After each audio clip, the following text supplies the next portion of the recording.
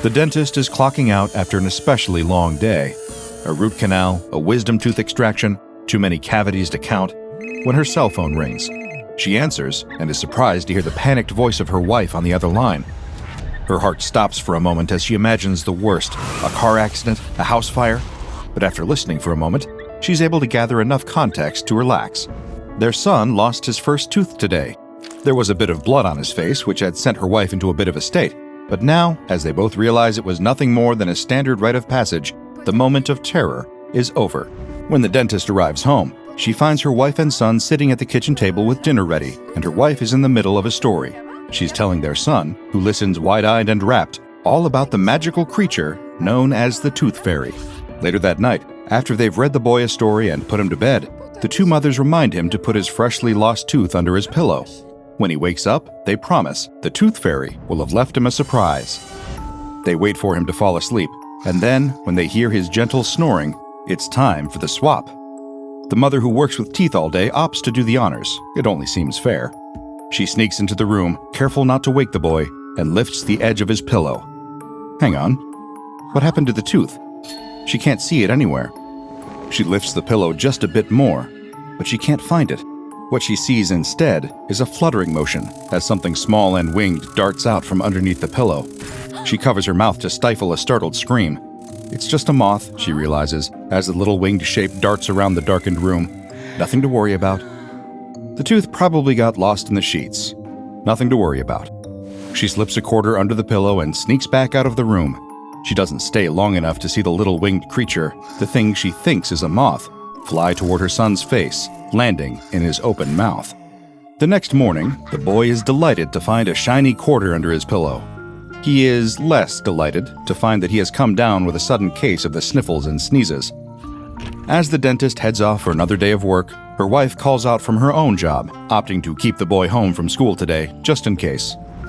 Meanwhile, the dentist is hard at work once more. Today is a bit less stressful than yesterday, but not by a wide margin. Her first patient of the day refuses to sit still while she checks for cavities, nearly kicking her in the process. After they leave, she takes a moment in the back with a cup of coffee, centering herself. When she walks back into the waiting room, she sees her wife sitting there with their son. What are they doing here? She asks her wife, and sees tears in her eyes as she struggles to answer. She turns to their son and asks him what's wrong. He doesn't say a word. Instead, he just opens his mouth. The tooth he lost the day before has grown back. But that's not all. His mouth is full of teeth. And that is not hyperbole. There are teeth all across the roof of his mouth, the insides of his cheeks, covering his tongue.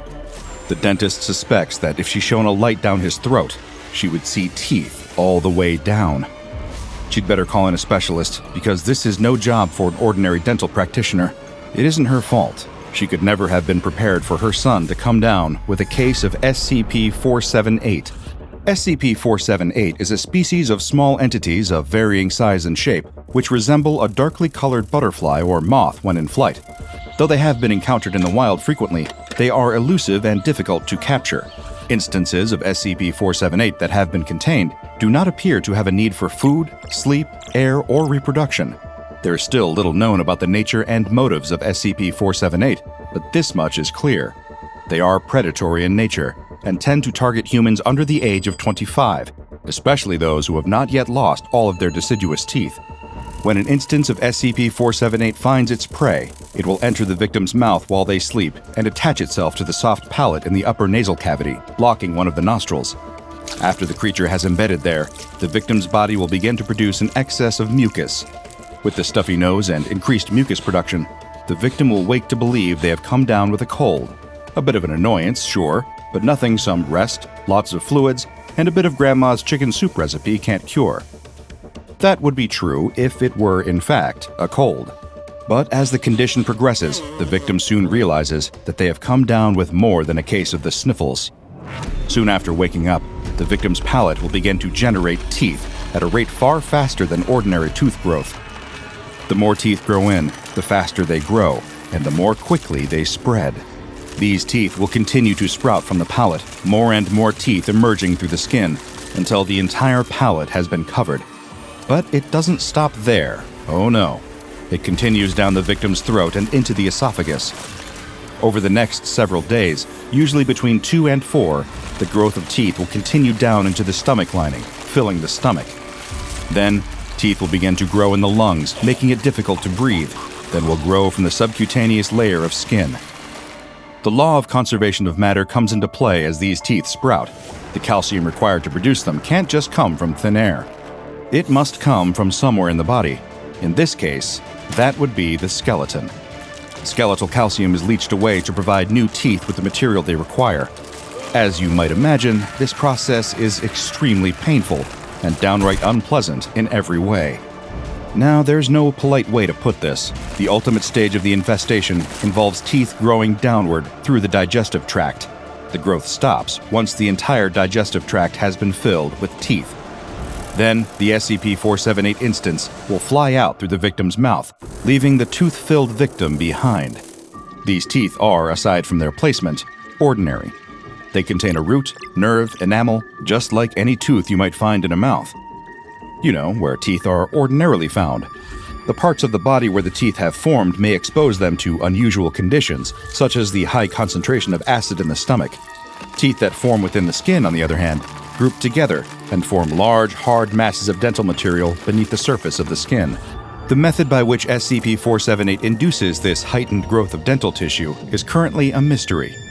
At first, Foundation research into the nature of the anomalous beings resulted in few leads. But then, one potential lead emerged in an unlikely place. In order to understand the nature of this lead, then I must first take us back in time to the year 1956. Dr. Razman Yelkov was issued a task by his comrade, Dr. Grigory. Grigory asked Yelkov to develop a method that would allow him to produce perfect specimens of human teeth, new, authentic specimens not taken from a cadaver or made from an alternative material. It seemed like an impossible task, until a fellow doctor told him stories of an unnamed man who had found something impossible. Tooth fairies. Dr. Yelkov's colleague brought him to the man with no name, who told him all about these fairies. While traveling during the war in search of remedies, the man said that he met and captured a fairy called Isabella. This Isabella taught the unnamed doctor the fairy language and appointed herself his assistant. From there, Isabella taught the unnamed doctor about the methodology of the fairies, how they could draw enamel from human bones, and how they used that enamel as a source of nutrients to sustain themselves. Naturally, Dr. Yelkov had his doubts about the strange man's claims. He asked for proof, as any of us might in the face of fairy tales, and the doctor with no name was happy to provide it. He took Dr. Yelkov to his workshop, and upon stepping through the door, the doctor was met with a sight of at least 50 fairies fluttering around the room, their dark, iridescent wings beating as they flitted to and fro. This was it, the secret key he had been looking for, the way to unlock the seemingly impossible task he had been issued. The man offered Dr. Yelkov a room for the night, and he accepted, with the intent of learning more about the secrets of the fairies in the morning. But the events of the evening did not go according to plan. When Dr. Yelkov offered to purchase some of the fairies from the man, in order to use them for his own research, the offer was refused. Dr. Yelkov, ever the ruthless pragmatist, drew his weapon and fired one single shot through the unnamed doctor's heart. With no one left to stop him, he grabbed a large jar and began to capture the fairies. He managed to catch 30 of them in total before setting off on the journey back to his own laboratory. Once Dr. Yelkov was back in his laboratory, he examined the fairies more thoroughly. They looked like ordinary butterflies at first glance, but a closer look revealed humanoid characteristics: arms, hands, legs, and faces. While inspecting, and performing autopsies on, several of the creatures, Dr. Yelkov determined that the specimens contained unidentified chemicals which react with the oral environment. He isolated these chemicals for further study. Now, the real work could begin. Dr. Yelkov analyzed the way in which the fairies' physiology interacted with sodium monofluorophosphate and hexafluorosilicic acid, and in doing so, was able to reproduce the effects a fairy might have on a human body, recreating it on a common fungus. This was not enough for a finished product, however, as the fungus had no source of calcium that would allow for the formulation of human teeth. He would have to test his new research on human subjects in order to truly gauge its effectiveness. For his first test subject, he selected an 8-year-old child from a camp in Moscow. She was injected with 20 milliliters of the serum he had managed to develop and observed for 10 days without any notable changes. Then, on the 11th day of the trial, the patient was short of breath and complaining of abdominal pain. An X-ray showed a large mass beneath her left lung. 2 days later, the patient was dead, and Dr. Yelkov extracted a large mass of calcium from her lower left abdomen. The cause of death was massive internal bleeding caused by this very mass. Over the course of several more human trials, Dr. Yelkov fine-tuned his serum. It was producing calcified masses in the bodies of the subjects, sure, but Dr. Grigori was expecting teeth. He was getting closer, though. By trial 4, he had managed to create teeth, though they were undeveloped and had not fully grown to the proper size and shape. But it was progress, grim and gruesome as the process was. By trial 19, he had cracked it. The test subject was the teenage daughter of an American businessman named Kyle Schrader, a man so greedy and craven he had sold his own child for medical testing, all for a hefty chunk of change, $2.6 million, courtesy of Dr. Yelkov's patron, Dr. Grigori. This trial was, frankly, horrific to read. I've pored over some disturbing scientific documents in my time, but never something that distressed me quite so much as the tale of a teenage girl sold by her father, made a lab rat by a mad doctor, treated without anesthesia, and lobotomized when she complained. But Dr. Yelkov did not see it as a horror. He was simply elated that his labor had yielded that most calcium-rich of fruits, teeth. He packaged the extracted tooth specimens and sent them to Dr. Grigori for approval, along with 7 other dental practitioners. Now, I am not one to express a belief in karma, per se, and Dr. Grigori's exact fate is unconfirmed to this day, but I can believe we can extrapolate what became of him based on what the Foundation learned about Dr. Yelkov's work. And if my guess is correct, then I believe Dr. Grigori got exactly what was coming to him. When SCP Foundation agents raided Dr. Yelkov's laboratory, they discovered a series of phenomena that were later designated SCP-1994. These, as we can now surmise, were the results of Dr. Yelkov's research with SCP-478. SCP-1994-1 is a serum, the chemical makeup of which has been rather difficult to pin down. Some samples of the serum have had higher levels of sodium monofluorophosphate, while others have had higher levels of hexafluorosilicic acid. Either way, application of this serum stimulates the growth of both maxillary and mandibular tooth structures, all outside of their usual environment of the human mouth. These resulting structures are classified SCP-1994-2, and though they appear identical to human teeth at first glance, they lack the basic structures of teeth. For example, they have no dentin layer or pulp tissue. They are simply solid pieces of dental enamel and are highly vulnerable to decay. As these enamel pieces decay, they release a white powder that is capable of infecting those who inhale it with a version of SCP-478's effects. Individuals infected with SCP-1994-2 powder, or who have been administered a dose of SCP-1994-1 serum, are termed SCP-1994-3. Once exposed, the infection progresses through 5 stages. First, there is initial exposure, after which the subject has no visible signs of infection for up to 2 weeks. Notably, this infection works far less quickly than a direct infestation of SCP-478. During this 2-week period, calcium deposits will begin to develop throughout the person's body, as cell structures ordinarily used for immune system response will reorient to become capable of gathering the components for producing enamel. After the 2-week period is up, and these calcium deposits have been effectively cooking under the skin the entire time, the subject will begin to develop cysts all over their skin, beginning on the limbs before progressing to the head, neck, back, and groin. These cysts are painful to the touch, and the subject will be compelled to resist any attempts to remove them in spite of the pain and discomfort. As the cysts grow and spread, they will rupture the skin and slowly decrease the metabolic functions of the subject. At a point approximately 5 weeks after initial exposure, the cysts will burst open, revealing the mature, adult human tooth that has been growing beneath the surface. Once the tooth has emerged, it cannot be removed from the skin tissue except via surgery.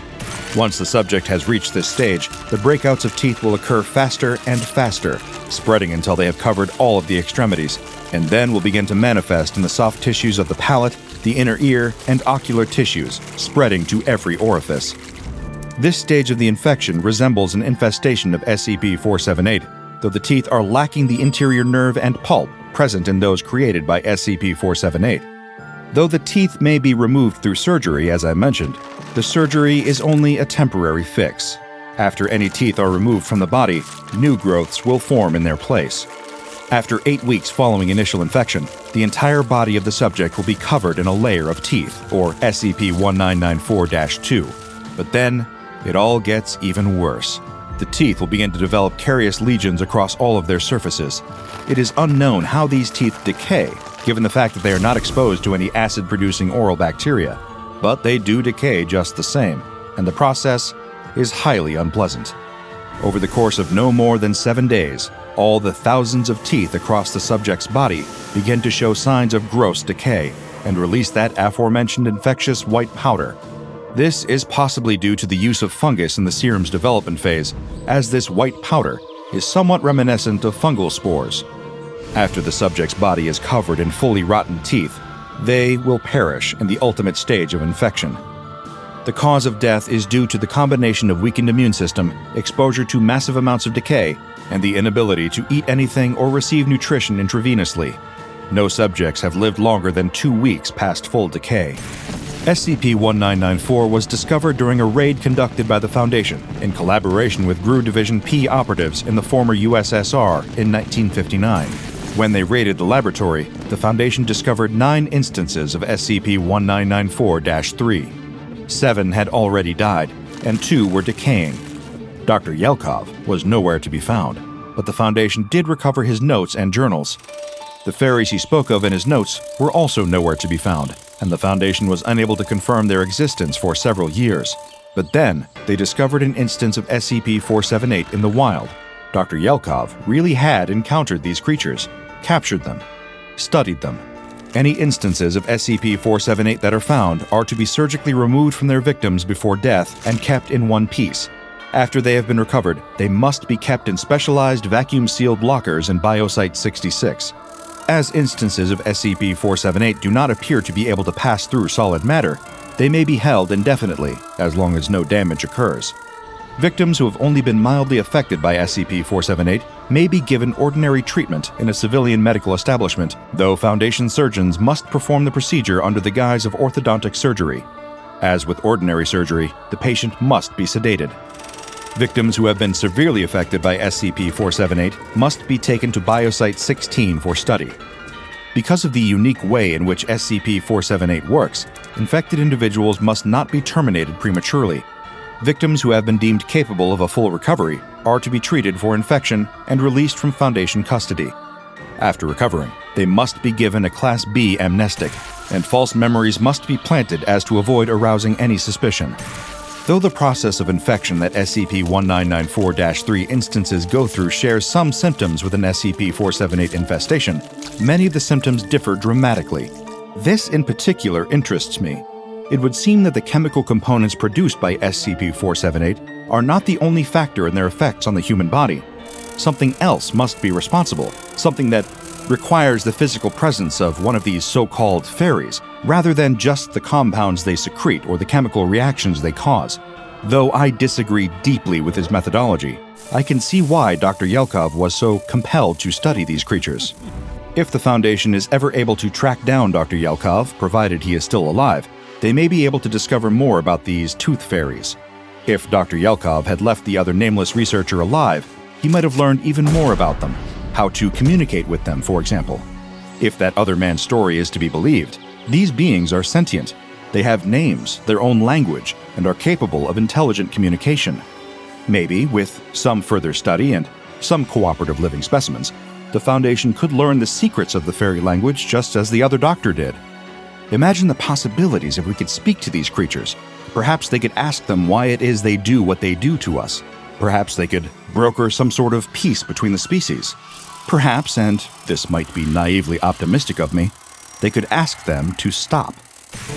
In the meantime, if you find a quarter under your pillow, make sure to check the inside of your mouth. You might just find an uninvited guest.